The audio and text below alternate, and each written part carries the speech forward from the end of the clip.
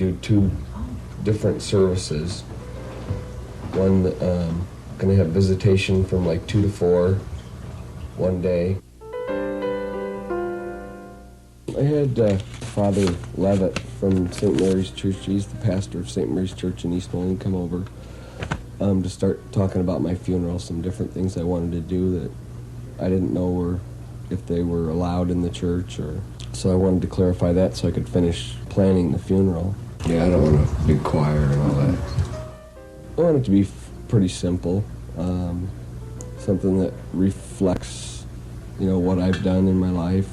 Is there a way to get a copy of that book? Sure.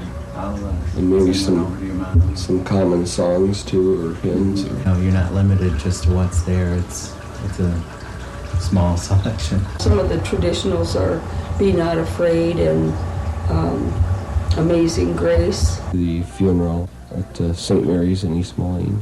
There'll be a non-denominational service at Banho Funeral Home. Sometime during the visitation, we'll probably have a 3 or 4 hour visitation, and there's like a little memorial service for people that can't go to the funeral for one reason or another, or choose not to go to a Catholic funeral. We've been talking about it for quite some time, so it hasn't been, it's just one more thing we know we need to do. It's getting to that point where we need to seriously think about getting these things done, otherwise it'll just be done the way somebody else wants it.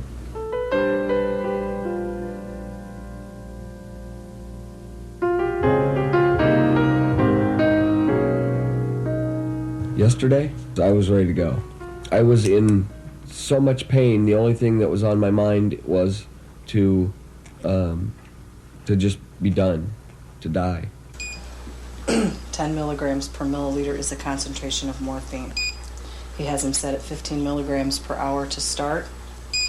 He can have dose, which means that's the bolus side. Unfortunately, it doesn't say bolus, it says dose. 5 milligrams every 15 minutes. As the disease progresses, and you've made the decision that basically you're going to treat the pain and not try and fix anything or cure anything anymore. You never know how fast the pain's going to come on, how intense it's going to be. It was getting to the point where we couldn't regulate it anymore.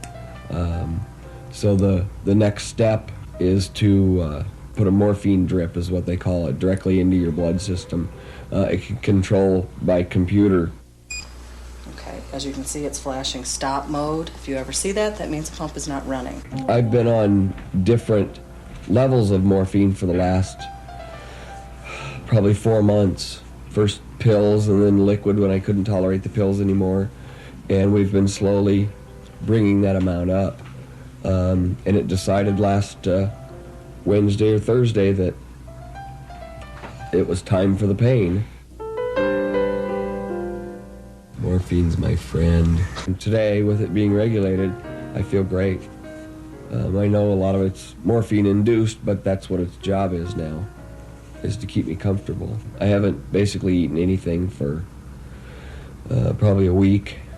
So what happens is you're not taking any nourishment in, your body needs to get it, your organs need to get it from somewhere. So it starts and it eats all the fat away.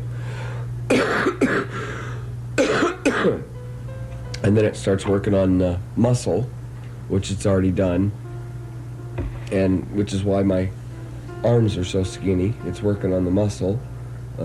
That's basically just skin there. And then it'll eventually start working on organs and breaking them down.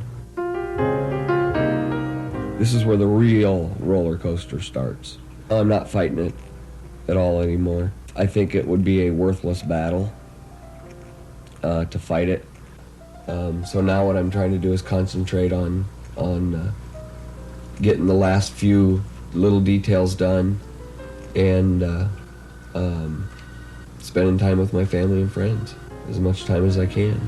Yeah. Okay. All right. Thanks for stopping. Yeah, you're welcome.